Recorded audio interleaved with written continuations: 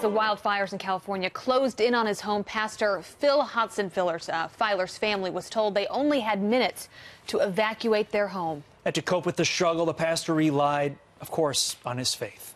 And joining us now, the senior pastor of Influence Church in Anaheim Hills, California, Phil Hotsenpiller.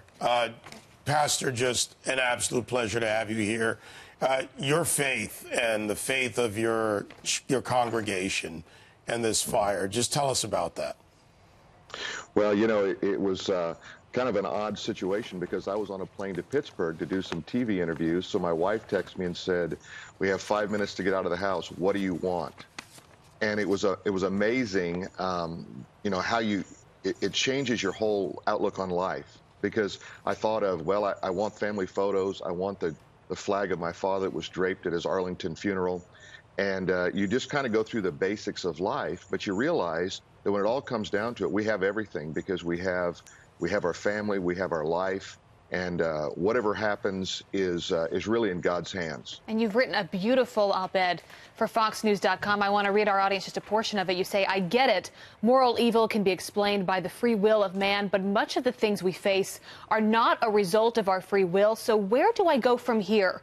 Either God or nature, which he created, must cause these physical evils, but these things seem incompatible with all-loving, all-powerful God." A lot of people, after, you know, a hurricane devastates their home and everything that they had and loved, and fires like you're experiencing, they're angry, right? They wonder why God could do something like this. Where do you find that strength, and how do you turn to faith to help you rebuild? Well, you know, over the years, of course, I've dealt with a lot of situations like this, and I believe there's a divine tension. And somehow we know that there's this God who loves us and obviously has blessed us in so many ways.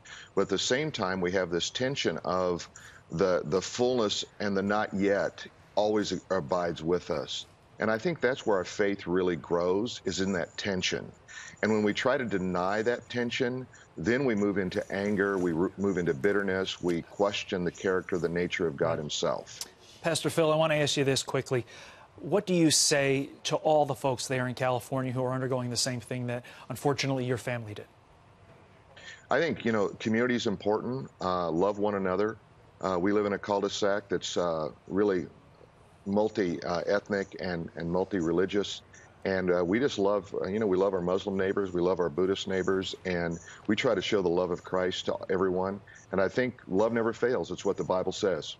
All right, Pastor Hotsenpiller, good to have you here. I'm glad that your family is safe and you're back in your home.